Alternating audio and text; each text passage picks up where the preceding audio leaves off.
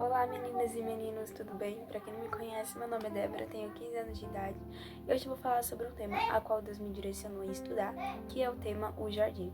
Vamos lá? Quando pensamos em jardim, lembramos logo do Jardim do Éden e também do Jardim do Getsemane, onde no Jardim do Éden aconteceu a queda, mas no Jardim do Getsemane foi onde Jesus realmente mostrou ali o que é obediência, o que é entrega, o que é rendição a Deus. E para começar a explicar o tema O Jardim, eu quero estar lendo Hebreus 1, do versículo 1 até o 4, que diz assim: Havendo Deus antigamente falado muitas vezes e de muitas maneiras aos pais pelos profetas, a nós falou-nos nestes últimos dias pelo Filho, a quem constituiu o herdeiro de tudo, por quem fez também o mundo, o qual, sendo o resplendor da sua glória e a expressa imagem da sua pessoa, e sustentando todas as coisas pela palavra do seu poder, havendo feito por si mesmo a purificação dos nossos pecados, assentou-se à destra da majestade nas alturas, feito tanto mais excelente do que os anjos, quanto herdou mais excelente nome do que eles. Nesse texto está falando sobre a superioridade de Cristo em relação aos anjos, a qual ele é superior, onde Jesus é o superior. E aqui uma pessoa está escrevendo que, havendo Deus antigamente falado muitas vezes e de muitas maneiras aos pais pelos profetas, a nós falou-nos nestes últimos dias pelo Filho. Hoje nós temos acesso ao Pai por causa do Filho, e por meio do Filho recebemos as palavras de Deus. Por meio do Filho recebemos aquilo que Ele tem a nos dizer.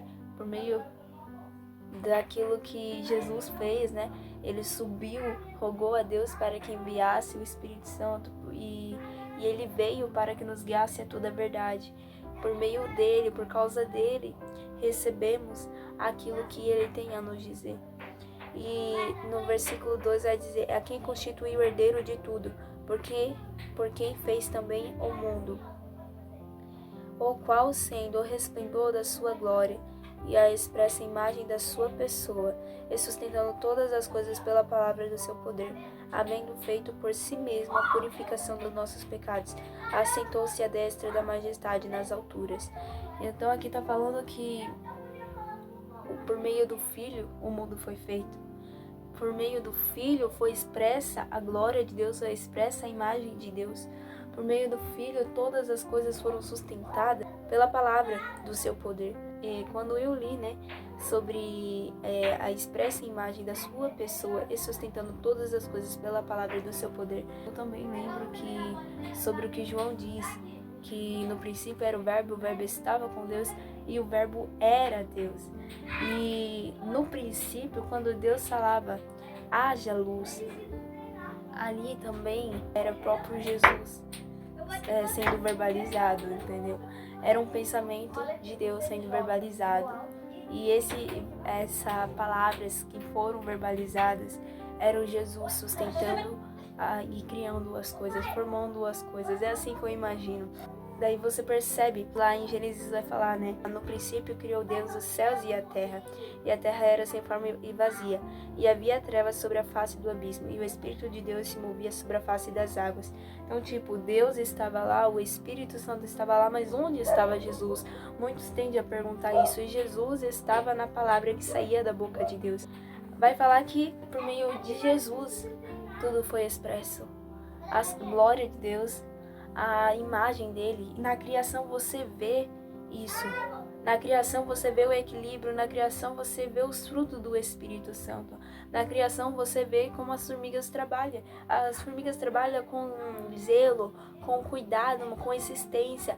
E Deus também trabalha dessa maneira. Se você for olhar para a natureza, for olhar para refletir, a natureza expressa muito e ela nos ensina muitas coisas. Muitas coisas por meio daquele que fez, por meio daquele que expressa. Quando eu estava estudando sobre Gênesis 1 até um Gênesis 3, 4, por aí, eu percebi o quão os frutos do Espírito Santo se fazia presente na criação, quanto a bondade, o amor de Deus estava presente, o quão a longanimidade do Senhor estava ali. Porque o Senhor, quando Adão e Eva pecou, ele deu a consequência, expulsou do jardim, porque não dava para eles permanecer ali, não era justo. Só que com o tempo, o Senhor, ele já também declara que viria alguém para restaurar aquilo que havia se perdido no jardim. Vamos continuar lendo Hebreus, que vai falar, né, para completar aquilo que eu já estava falando com vocês, que havendo feito por si mesmo a purificação dos nossos pecados, Jesus fez por si mesmo a purificação dos nossos pecados, assentou-se à destra da majestade nas alturas, feito tanto mais excelente do que os anjos, quanto herdou mais excelente nome do que eles. E está sentado à direita do Pai, ele tem a maior autoridade, ele também é herdeiro de tudo. E um dia, quando Jesus coisar todo o reino, esse reino será entregue a Deus. Então, há um propósito. E tudo desde o início até o agora, até o propósito que Deus tem nos entregado, serve para a colaboração. Serve como caminho. Serve como uma forma de permanecer naquilo que Deus tem a nos entregar. Tudo contribui para o bem. Todo propósito tem um único propósito. Todo chamado tem um único propósito: fazer com que almas se rendam ao nome de Jesus. Fazer com que almas se arrependam, reconheçam do seu erro. Fazer com que almas reconheçam aquilo que os prendia e venha à luz. Porque em João 1 vai dizer que Cristo veio para trazer luz aos homens. Só que muitos homens aborreceram, né? Negaram. Só que aqueles que aceitaram, esses foram chamados de filhos. Alguma coisa assim vai dizer. Daí eu deixo os versículos aqui. Mas, gente, Cristo veio para iluminar o mundo, para trazer luz à humanidade. E antes de ele subir ao céu, ele disse: ide por todo mundo, pregai o evangelho a toda criatura, batizais no Espírito, batizai na água. Ele deixou um propósito para todos. E todo chamado tem esse propósito de alcançar vidas, alcançar almas. Mas por que alcançar almas? Qual o propósito da criação? Porque Deus, ele fez o mundo. Então já falamos que na criação foi expressa a imagem de Deus. A gente viu os frutos, né? Na criação, você pode perceber que Deus, ele define funções para aquilo que ele cria. Deus define um propósito específico para cada coisa. Para o sol, para a lua, para a terra, né? Para o mar. Tudo ele define um propósito. E para nós, seres humanos, não foi diferente. Ele definiu o propósito. E o propósito de Deus era no Gênesis 1, no versículo 28. E Deus os abençoou. E Deus lhes disse: frutificai e multiplicai-vos, e enchei a terra, e sujeitai-a, e dominai sobre os peixes do mar, sobre as aves do céu, e sobre todo o animal que se move sobre a terra. E disse Deus: eis que vos tenho dado toda a erva que dá semente, e que está sobre a face de toda a terra, e toda árvore em que há fruto de árvore que dá semente, ser-vos-ão para mantimento. E todo animal da terra, e toda ave dos céus, e todo réptil da terra, em que há alma vivente, toda erva verde lhe será para mantimento. E assim foi. E viu Deus tudo quanto tinha feito, e eis que era muito bom. E foi a tarde e a manhã, o dia sexto. Então aqui ele definiu um propósito para o ser humano também, né? De se multiplicar, de também. Mais pra frente você vai vendo que Deus colocou o homem no jardim também para cuidar, para labrar a terra. E só que além de cuidar, tinha uma coisa que acontecia todas as tardes, onde Deus, ele visitava eles, Adão e Eva, e ali conversava com eles. No jardim era onde acontecia o relacionamento, era onde acontecia também o cuidado com aquilo que Deus os entregou. Mas ali era, na verdade, e é o lugar do propósito. O jardim é o lugar do propósito. Meu Deus. Mais pra frente também ele vai falar que a árvore do conhecimento do bem e do mal, eles não poderiam tocar. Na verdade, não é tocar, mas é o que ele vai dizer, no Gênesis 2, no versículo 16. E ordenou o Senhor Deus ao homem, dizendo: de toda árvore do jardim comerás livremente, mas da árvore da ciência do bem e do mal, dela não comerás, porque no dia em que dela comerdes, certamente morrerás. Foi isso que Deus falou. Só que acontece o quê? A serpente, uma das mais astutas, ela convence Eva. Mas ela vai convencendo de uma estratégia, por meio de uma estratégia. Que estratégia é essa? Ela começa primeiro perguntando, de uma maneira já distorcida. Ela diz assim, é assim que Deus disse? Não comerás de toda a árvore do jardim? Foi assim que ela perguntou a Eva. Então ela já começa a fazer uma pergunta bem distorcida. E Eva, ela respondeu: do fruto da árvore do jardim comeremos. Mas do fruto da árvore que está no meio do jardim, disse Deus: não comereis dele, nem nele tocareis, para que não morrais. Ela diz então: certamente não morrereis, porque Deus sabe que no dia em que dele comerdes, se abrirão vossos olhos, e serei como Deus, sabendo o bem e o mal.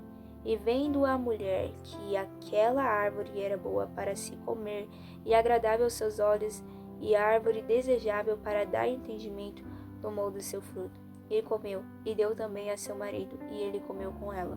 Então você percebeu que a serpente ela não começa, come desse fruto, porque ele te dará conhecimento, mas ela primeiro ela fez uma pergunta distorcida, e fez com que Eva entendesse, talvez ali, que Deus estava sendo egoísta.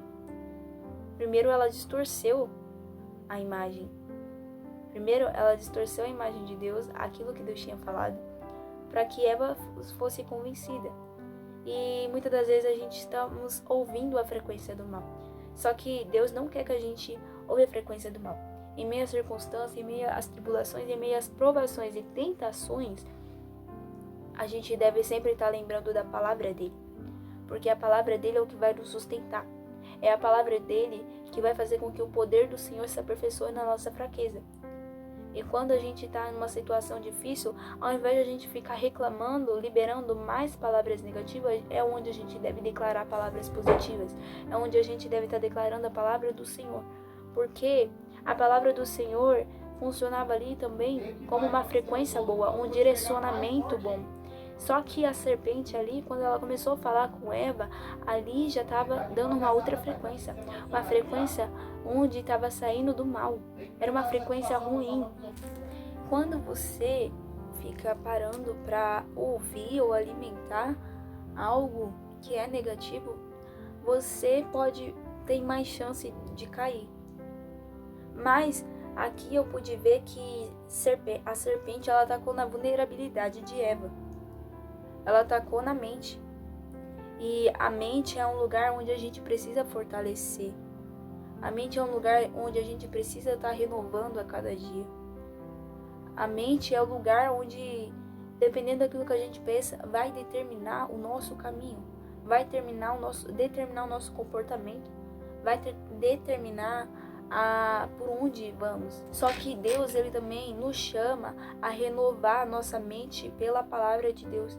Deus nos chama a sermos transformados pelo Espírito Santo na oração.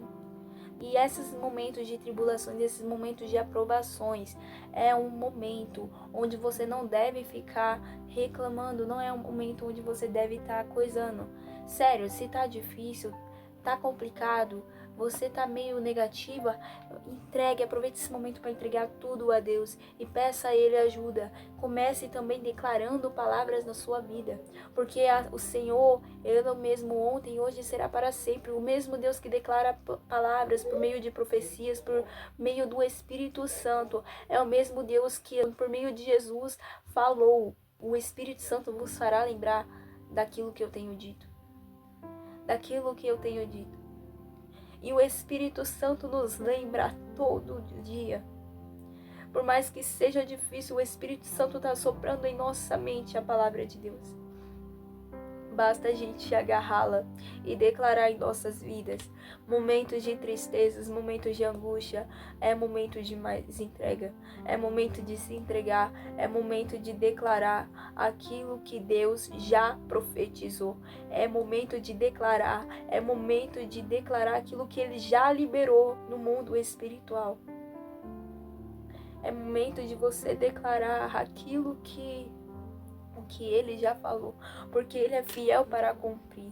No momento em que eu fiquei triste, quando eu cumpri um princípio que Deus falou, vinde a mim todos que estão cansados e oprimidos, eu vos aliviarei. Quando eu fiz esse princípio, eu pude ver o alívio. Eu senti o alívio. Minha alma ficou alegre novamente. No momento onde eu estava chorando na minha cama, enquanto eu declarava a palavra sobre a minha vida, eu pude perceber a minha alma se acalmando. E nesses momentos onde, esses dias atrás, eu me senti meio triste, quando eu comecei a declarar palavras boas, o Espírito Santo foi me lembrando: espere no Senhor, que Ele renovará suas forças. Espere no Senhor, porque aqueles que esperam no Senhor outra vez correrão, outra vez voará. Então comece a declarar coisas na sua vida, porque nesses momentos difíceis é onde Deus está te fortalecendo. É uma forma de vigiar também, porque você vai estar fortalecendo uma fraqueza sua. Vigilância não é só você ficar atento, mas é você também fortalecer aquilo que tem de fraqueza. E você só fortalece quando você começa a olhar para a palavra, quando você começa a olhar para o alvo, quando você começa a entregar nas mãos de Deus e quando você começa a declarar aquilo que já foi liberado. Eva aqui, a serpente, ela faz com que Eva lembre daquilo que Deus falou. Só que ela já distorce tudo. Lembre daquilo que Deus te falou e não deixe o mal distorcer. Não deixe o mal continuar jogando palavras negativas. Mas permita aquela palavra penetrar no teu coração e vai entregando. Luta, porque a luta não é contra a carne e o sangue, mas é contra as coisas espirituais. Vamos lá em Efésios 6, né? Que em Efésios 6 vai falar. Vamos lá. Efésios 6, no versículo 10. Nos demais, irmãos meus, fortalecei-vos no Senhor e na força do seu poder. Revesti-vos de toda a armadura de Deus para que possais estar firmes contra as astutas ciladas do diabo, porque não temos que lutar contra a carne e sangue, mas sim contra os principados, contra as potestades, contra os príncipes das trevas deste século, contra as hostes espirituais da maldade nos lugares celestiais. Portanto, tomai toda a armadura de Deus para que possais resistir no dia mau, e havendo feito tudo, ficar firmes. Isso é por meio da palavra, é por meio da oração, é por meio da busca, é por meio do jejum. Isso é por meio dessas coisas que Deus já nos deixou. Aqui, Eva, ela ouve, ela come daquele fruto, ela oferece a Adão. Primeiro, a serpente, ela começou a distorcer. E Eva deixou com que aquela palavra se tornasse algo dentro dela. E aquilo foi tornando o ego. Realmente foi uma semente plantada. Porque Eva deixou. Eva permitiu. E essa semente, quando ela pega, ela começa a ver que é desejável, com os outros olhos que é desejável, e não olha mais para aquilo que Deus falou. Quando ela pega e come, é o fruto daquilo que ela já tinha deixado brotar por dentro. Então, eu percebo que eles reconhecem que estavam nus. E a nudez ali, antes da queda, simbolizava a pureza, simbolizava o relacionamento e acesso total entre Deus e o homem. Simbolizava uma mente pura, uma mente inocente, como de uma criança, onde ela não sabe o que é o mal. Só que Eva para ouvir a serpente. Aquilo é plantado e ela dá o fruto daquilo que ela preferiu ouvir. Por isso é bom a gente preencher as nossas vidas com a palavra, com a oração, e por mais que seja difícil declarar, porque quanto mais declaramos, mais teremos frutos daquilo que já foi declarado. E a serpente, como eu disse, ela fez com que eles saíssem do jardim. E o jardim era o lugar do relacionamento. Era o lugar onde Deus falava com eles todo dia. Era o lugar onde tinha transparência total. Era um lugar onde eles tinham acesso total ao Pai. O mais interessante é que por meio de Abraão, o Evangelho é anunciado e vem a nós, o Cristo, o Redentor, aquele que se fez purificação, se fez justo para morrer em nosso lugar, para perdoar os nossos pecados, para salvar todos aqueles que nele creem, para nos garantir salvação, para nos garantir o perdão, a redenção, a purificação pelo sangue de Jesus. Deus vai falar também sobre a consequência que cada um teve, tanto a serpente, quanto a Eva, quanto Adão. E uma das consequências que a serpente teve era que ele disse que poria inimizade entre a serpente e a mulher, no versículo 15. E continuando, e entre a tua semente e a sua semente, esta te ferirá a cabeça e tu lhe ferirás o calcanhar. Aqui Deus falou de uma autoridade, porque e uma luta, uma batalha espiritual. Essa batalha espiritual é entre a igreja e o mal.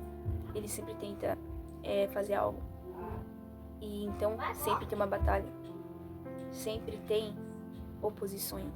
Só que Deus ele vai dizer mais pra frente, esta te ferirá a cabeça, sobre a autoridade. E quando eu falo de autoridade, porque Jesus no Novo Testamento ele vai falar que ele nos deu autoridade para pisar na cabeça de serpentes e escorpiões. Então aqui Deus ele já anunciou uma autoridade, uma batalha espiritual, mas também ele daria autoridade. E essa autoridade está nele. Busque, se entregue, se fortaleça no Senhor. E essa autoridade será liberada sobre a sua vida. Quanto mais você busca, mais é liberado. A gente deve estar pedindo a Deus misericórdia, proteção, porque sim, ele também disse que a serpente feriria o calcanhar. E o leão, ele tá rugindo, o diabo é como um leão rugindo, a quem possa, faminto, não lembro, mas ele está ao nosso redor, buscando a quem possa tragar. E a gente precisa estar colocando a nós na presença de Deus, para que ele nos proteja. A gente precisa estar permitindo Cristo fazer parte de nossas vidas, para que o mal não nos atinja. E se acaso acontecer de ele fazer alguma coisa, a gente possa permanecer no Senhor, a gente possa continuar no Senhor declarando palavras boas em meio às dificuldades. Ele anunciou essa batalha. Ele também anunciou autoridade. Também ele fala pra gente estar em oração e vigilância. E a maneira de vigiar, como eu disse, não é só você ficar atento, mas é fortalecer aquilo, a sua fraqueza. E é o Espírito Santo que vai te mostrando aonde você deve se fortalecer e quais atitudes você deve mudar. Tudo isso servirá como fortalecimento da fraqueza. Quando fala sobre a luta entre a carne e o Espírito, é onde o Espírito Santo deseja algo, deseja com que essa alma faça algo. Mas do outro lado, tem o ego dizendo, não, eu quero desse jeito, porque o ego só pensa em si mesmo. Mas o Espírito Santo faz você pensar também nas pessoas, faz você pensar em fazer o bem para o próximo. Então, peça a Deus a cada dia para que o ego ele saia e dê espaço a cada dia para que o Espírito Santo permaneça em sua vida, agindo em cada instante, em cada momento. Como eu disse, o Evangelho foi anunciado primeiro a Abraão. Mas onde está escrito isso, Débora? Lá em Gálatas. Vamos lá em Gálatas 3, no versículo 6. E o caso de Abraão, que creu em Deus, isso lhe foi imputado como justiça. Sabei, pois, que os que são da fé são filhos de Abraão. Ora, tendo a Escritura previsto que Deus havia de justificar pela fé os gentios, anunciou primeiro o Evangelho a Abraão, dizendo: todas as nações serão benditas em ti, de sorte que os que são da fé são benditos como crente Abraão. E benditos somos porque por meio da fé recebemos o perdão, recebemos a salvação, recebemos a restauração, o renovo, a redenção, a purificação. E por meio do caminho ele foi anunciando aos profetas. Vamos lá em Isaías agora, Isaías 40, que vai dizer: consolai, consolai o meu povo, diz o vosso Deus, falai benignamente a Jerusalém e bradai-lhe que já a sua servidão é acabada, que a sua iniquidade está expiada, e que já recebeu em dobro da mão do Senhor por todos os seus pecados. Voz do que clama no deserto, preparai o caminho do Senhor, e endireitai no ermo vereda a nosso Deus. Todo vale será exaltado, e todo monte e todo outeiro serão abatidos, e o que está torcido se endireitará, e o que é áspero se aplainará. Ele anunciou a Abraão, ele foi fazendo com que o povo ia conquistando terras para que faça aquela promessa que foi feita a Abraão se concretizasse. Só que teve uma coisa também que foi muito importante, é que o Senhor enviou a lei para que o povo permanecesse dentro do propósito, permanecesse no caminho e fosse realizado, né? Porque na verdade a promessa depende de Deus para se cumprir. Só que nós, para receber, para ter acesso, a gente precisa obedecer ao Senhor. A gente precisa estar no caminho do Senhor. Aquilo que Ele tem falado, a gente precisa permanecer nesse caminho. Mas a lei, ela foi enviada para que a gente recebesse a promessa. Porque nós, seres humanos, só recebemos algo quando estamos debaixo da palavra, quando estamos caminhando na palavra. Mas a promessa depende totalmente de Deus para que se realize. E ela se realizou.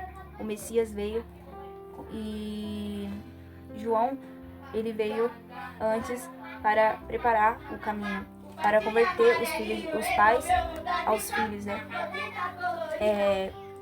E ali ele foi pregando, falando: arrependei-vos que é chegado o reino dos céus.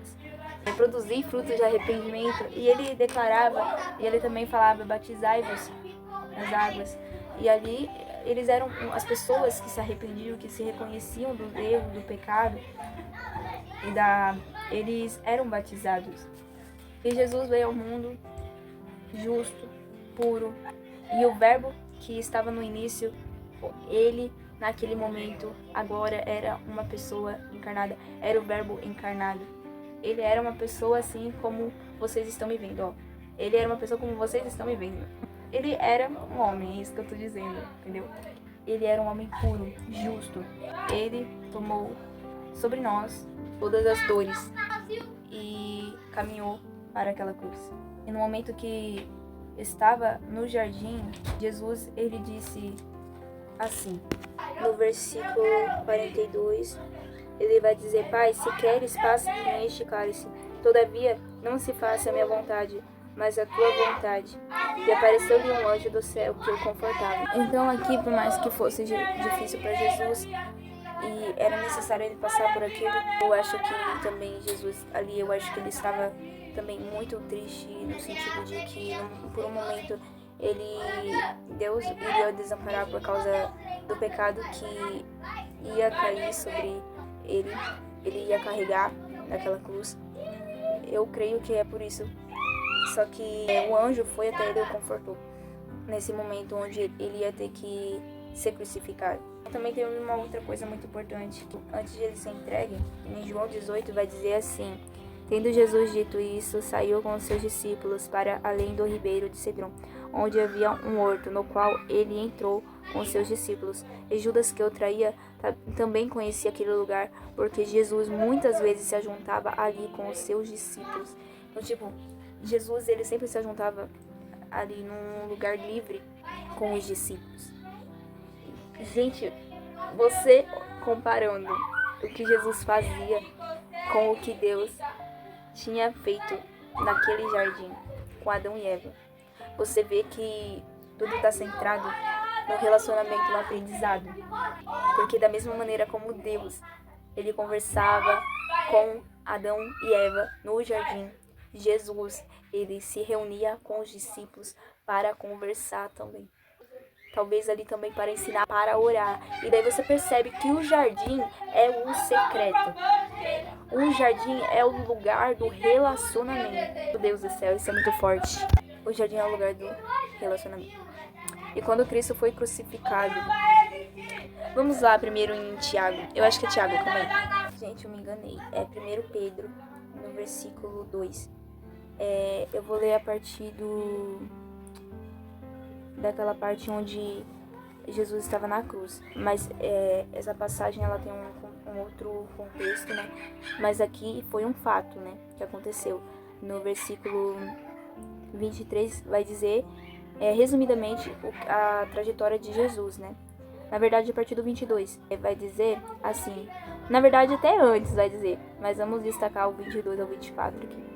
Que vai dizer assim, o qual não cometeu pecado, nem na sua boca se achou engano, o qual, quando o injuriavam, não injuriava, e quando padecia, não ameaçava, mas entregava-se àquele que julga justamente, levando ele mesmo em seu corpo os nossos pecados sobre o madeiro, para que os mortos para os pecados, pudéssemos viver para a justiça, e pelas suas feridas fostes sarados.